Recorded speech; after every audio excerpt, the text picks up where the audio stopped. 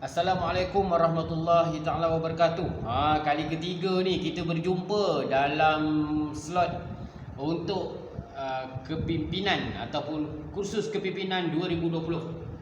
Masih lagi macam tadi, slot pertama dan kedua, ini slot yang ketiga. Saya akan bersama dengan para pelajar untuk sedikit lagi. Ini slot yang terakhir insya-Allah. Okey, kita pun dah berkenalan, tapi sajalah saya nak teruskan lagi dengan slot yang ketiga ini. Baik, untuk slot ketiga ini saya akan berkongsi dengan kemahiran komunikasi dengan para pelajar sekalian, serba sedikit latar belakang, pengucapan awam dan kepimpinan. Dah hujung-hujung baru nak perkenalkan diri kan. Tak apa, tidak menjadi masalah. Saya dulu adalah johan pertandingan pidato antara IPT peringkat kebangsaan tahun 2002, timbalan yang dipertua Majlis Perwakilan Pelajar atau MPP UPSI tahun 2002, Esko MPP UPSI 2001, 2 tahun lah. Pernah berkhidmat sebagai Majlis Perwakilan Pelajar UPSI, pengurusi Kelab Pidato Politeknik Engku Omar tahun 1997, pernah menjadi pengarah Minggu Suai Kenal UPSI 2002 dan pernah menjadi timbalan pengarah 1 Pesta Convocation UPSI 2003. Seterusnya, untuk pengacaraan, pengalaman sedikitlah perasmian Pesta Convocation UPSI, Mesyuarat Agung Persatuan Pertubuhan Silat Seni Gayung Malaysia peringkat kebangsaan, pertandingan tadarus sekolah-sekolah negeri Perak, pertandingan kebudayaan Islam orang asli negeri Perak. Ada lagi di Selangor, pertandingan tenis peringkat negeri Selangor, dan adalah beberapa pengalaman. Baik, saya akan kongsikan dengan anak pelajar sekalian untuk slot yang ketiga ini berkaitan dengan komunikasi. Baik, sebagai pemimpin, komunikasi adalah satu perkara yang sangat penting, amat penting. Sebab organisasi ini tanpa komunikasi yang betul, dia akan terjejas dan mungkin akan runtuh. Banyak masalah yang berlaku dalam organisasi adalah kerana kegagalan dalam komunikasi. Baik, para pelajar sekalian, komunikasi ini adalah satu proses pemindahan maklumat, idea, pandangan, pemikiran daripada satu orang kepada orang yang lain. Prosesnya begini, ada penyampai, ada encode, ada saluran, ada decode, ada penerima, ada maklum balas. Baiklah, ini tak nak sentuh secara detail lah, ini prosesnya sekadar teori sahaja. Seterusnya kita tengok komunikasi. Komunikasi ini ada dua jenis.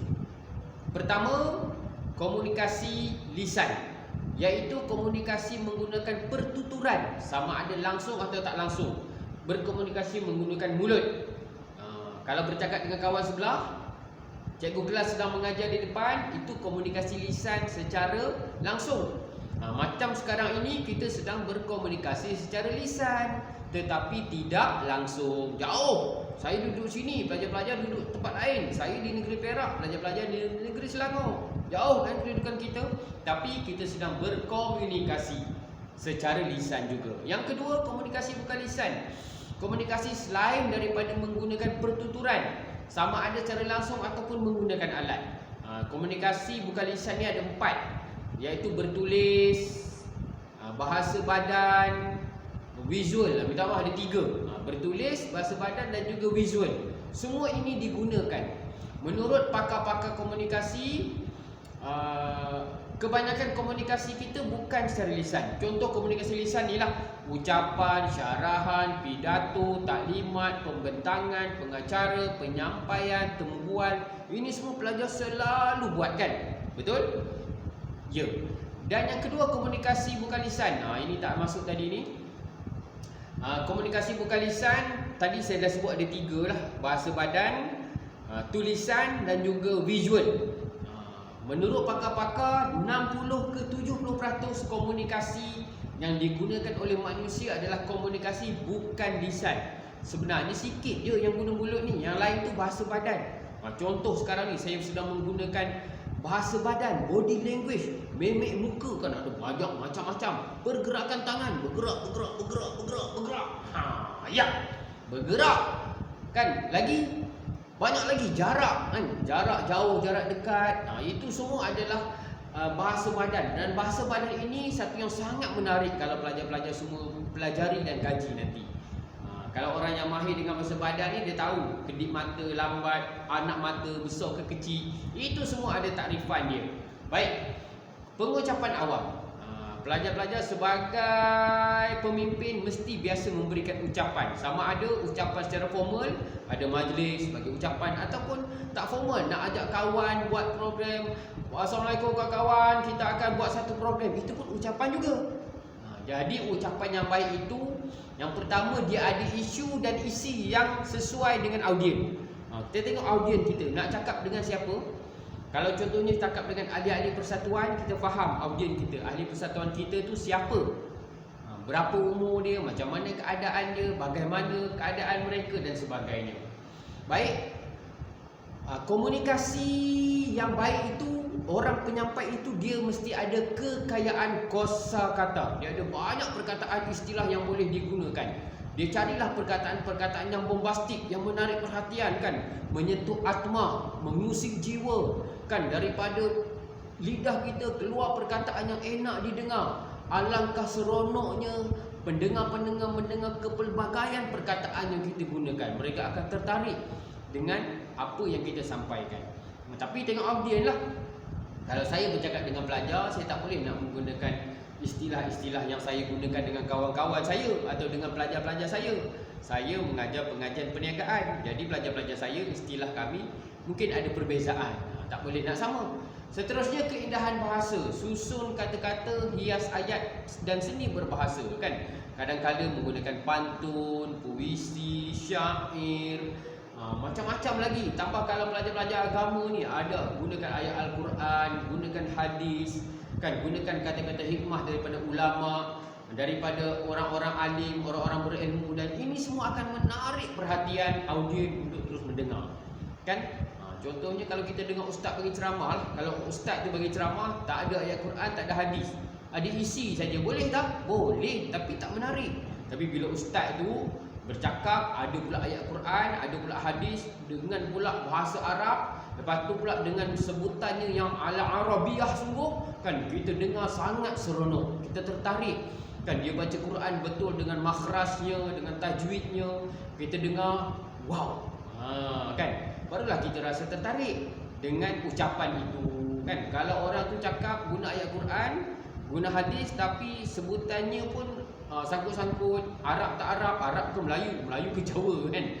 Jadi tak berapa menarik perhatian berbanding dengan kalau dia dapat menguasai apa yang dia sampaikan.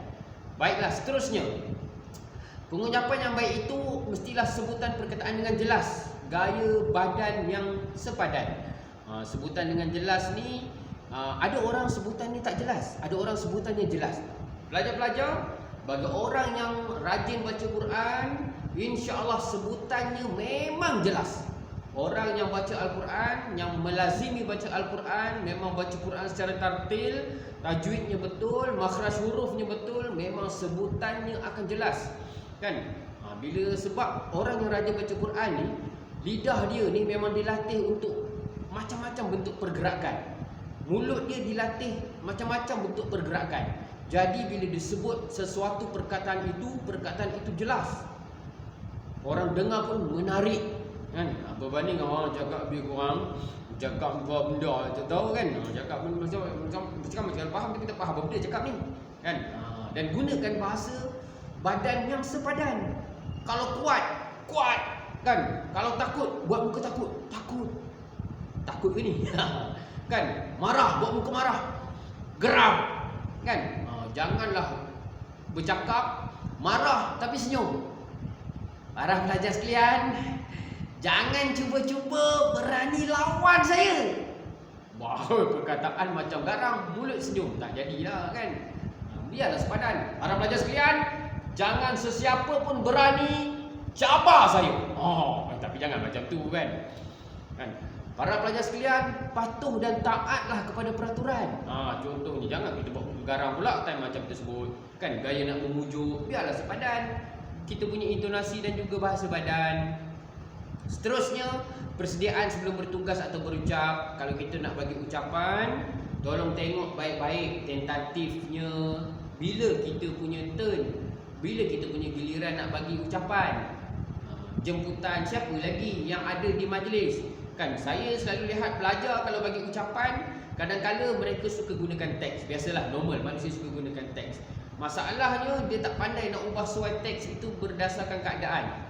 Teks tu contohnya dia alu-alukan semua sekali penolong kanan. Tiba-tiba majlis tu ada seorang atau dua penolong kanan tak hadir. Oleh kerana ada teks, dia baca juga. Kan, penolong kanan hai orang murid. Padahal penolong kanan hai orang murid tak datang pun. Tapi dalam teks ada dia baca juga. Itu tak betul lah. Sepatutnya pastikan dulu siapa yang datang, kan. Itu tahu protokol, siapa yang nak didahulukan, siapa kemudian, bagaimana nak bagi ucapan dan teks. Biasanya pelajar akan ada teks ucapan lah. Kalau dah biasa bagi ucapan, lama-lama insya-Allah boleh bagi ucapan tanpa menggunakan teks. Saya sekarang tak guna teks lah. Kalau gunakan teks, pelajar nampak macam orang sedang baca berita atau orang sedang baca kutubah, kan. Kutubah ni dia ada teks kutubah. Jadi kita biasa boleh bandingkan, orang lelaki lah boleh tengok antara orang yang membaca kutubah dan menyampaikan kutubah. Kan, kalau baca kutubah, ittaqullah haqqa tuqatih wa la tamutunna illa wa antum muslimun, kan. Itu aja. Tapi kalau orang yang tak baca kutubah, kan, ayyuhal mu'minun ittaqullah unsikum wa iyaya bitaqwallah faqad fazal mu'minun, kan. Dengan bahasa dan sebutannya menyampaikan dengan membaca tak sama. So kalau ada teks boleh tak baca lagi best. Seterusnya diri MC. Kalau dia jadi MC, tengoklah diri sikit. Pakaian biarlah sesuai, kan. Warna, pemilihan warna biarlah sepadan, kan. Janganlah baju warna merah, tie warna kuning, blazer pula warna putih. Wow, colourful sangat, kan. Lepas tu berdoalah supaya tugas kita untuk menyampaikan ucapan atau bertugas itu berjalan dengan lancar. Seterusnya persediaan sebelum pertama tadi pastikan mendapat jadual terkini. Jadual ada, tetapi jadual ni kadang-kadang berubah. Dapatkan yang terkini. Jangan tertinggal kereta api, guna jadual yang asal. Padahal orang dah mungkin 4-5 kali ubah. Kita guna yang asal. Naya nanti. Pastikan masa dan susunan atau cara. Bila kita punya turn tadi, buat catatan aktiviti dalam tentatif.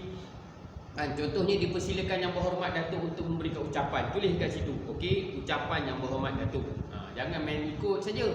Seterusnya jemputan. Pastikan siapa audien, pastikan siapa tetamu jemputan, pastikan siapa tetamu utama, pastikan jawatan dia dan nama dia pastikan betul. Jangan salah sebut sebab ada orang sensitif nama dia, kan. Contohnya saya masa belajar dulu, pengerusi alumni Suluh Budiman, pengerusi alumni UPSI. Namanya Datuk Seri Muhammad Hilmi, kan. Dia cukup marah kalau orang sebut Helmi. Dia kata, I don't want go to hell, I want go to the hill. My name is Hilmi, not Helmi. Kan. Dia sensitif benda tu. Kalau salah aja memang dia marah. So kita kena pastikan betul-betul, kan. Nampak macam kecil mungkin pada kita, tapi pada orang yang punya diri mungkin benda tu besar dan dia terasa hati. Susah kita nanti. Okey, seterusnya protokol. Tadi saya dah sebut pasal protokol dalam slot yang kedua, kan. Pastikan majlis tu formal tak formal, sebarang formal, kan. Jika formal, diplomatik diraja bagaimana. Lepas tu pastikan nama penuh, sapaan, pangkat kedudukan yang betul. Pastikan keutamaan semasa kita mengalu-alukan. Masa solutasi tadi tu, kan. Mula-mula kita nak bagi ucapan solutasi itu pastikan betul lah. Jangan main sebut tak ikut susunan dan sebagainya, tak ikut protokol. Tak ikut boleh, tapi orang tahulah kita ni buat kerja lebih kurang. Seterusnya, ini contohnya lah panggilan hormat. Okey, minta maaf kalau kurang jelas, kan. Kalau wanita bujang kita panggil dia cik. Kalau wanita tu dah berkahwin atau tak kahwin lagi tapi dia adalah hajah, dah pergi haji, ataupun dia pegawai kerajaan kumpulan A.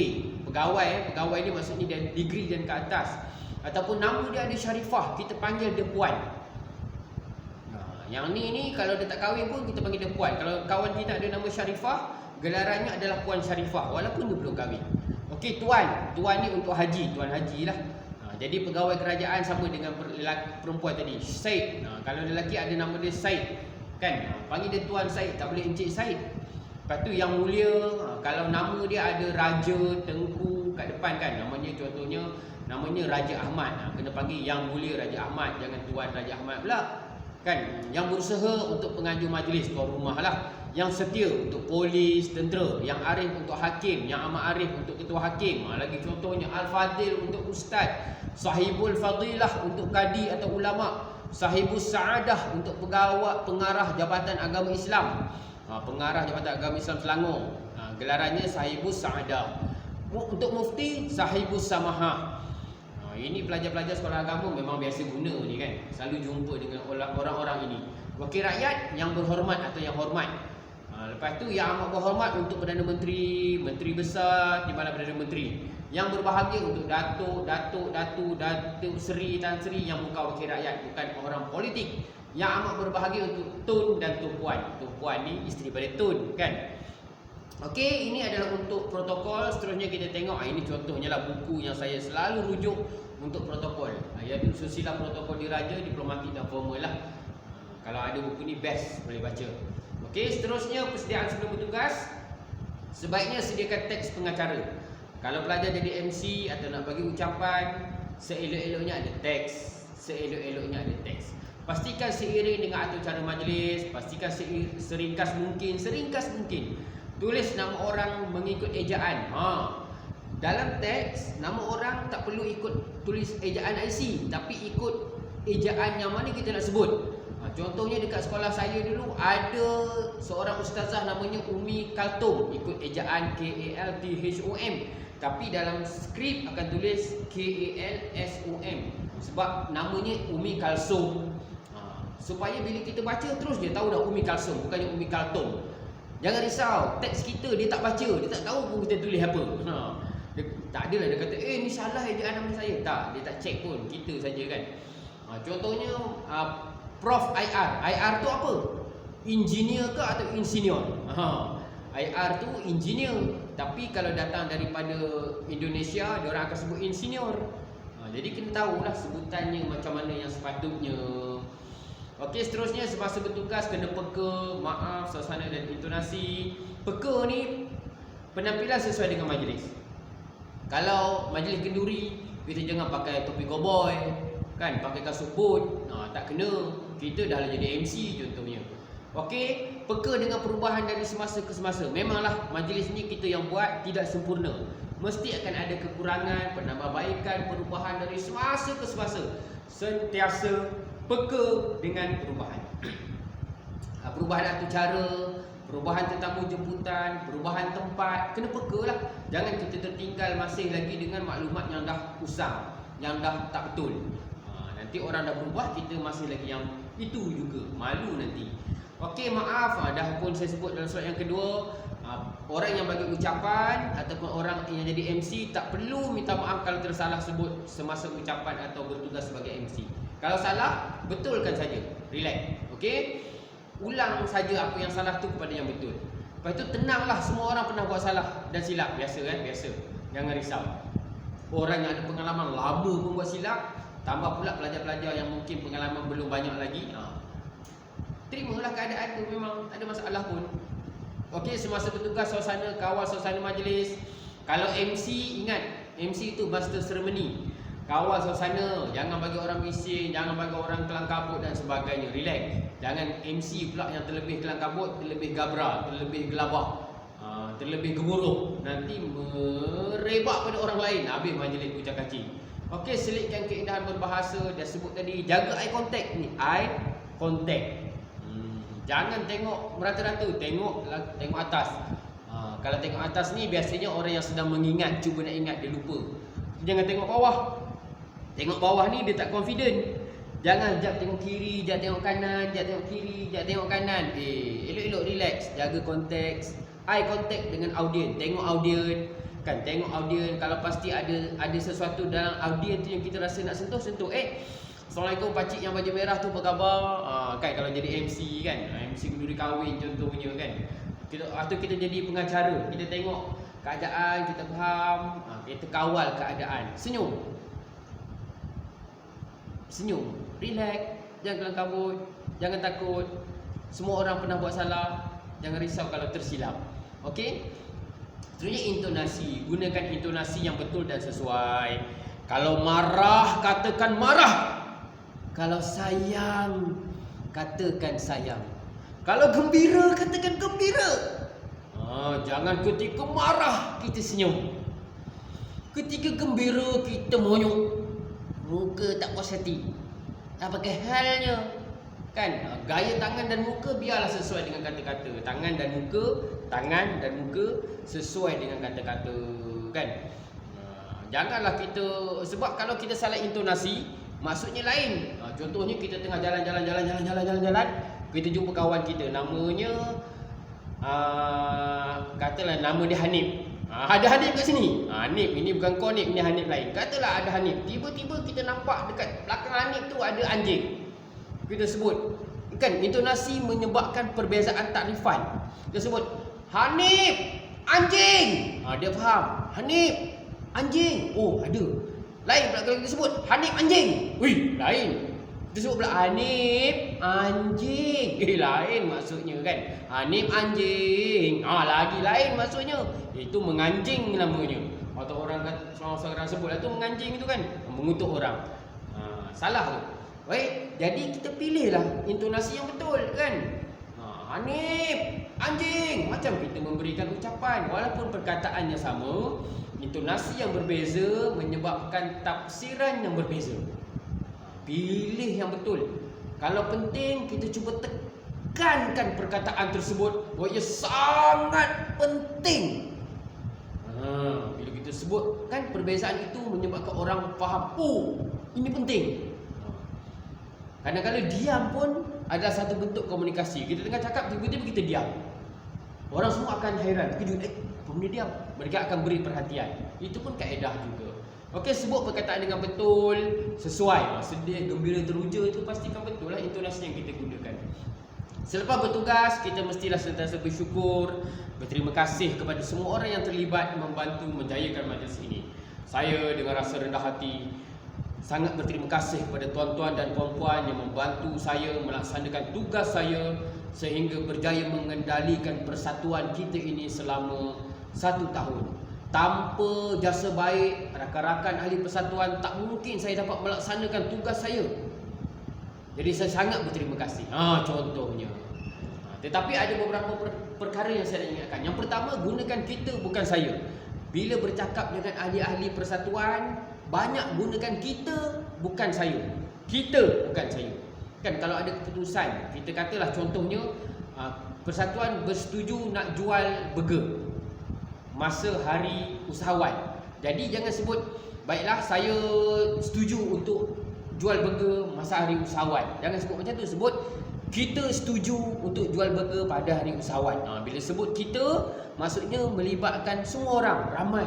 Melibatkan ahli organisasi, bukannya seorang saja. Gunakan kami kalau bercakap dengan orang luar, kan. Contohnya bercakap dengan orang luar akan sebut kami lah, kan. Jangan sebut pula saya. Ini kerja saya. Ini adalah saya cadang nak jual ini, nak jual itu. Jangan sebutkan kami.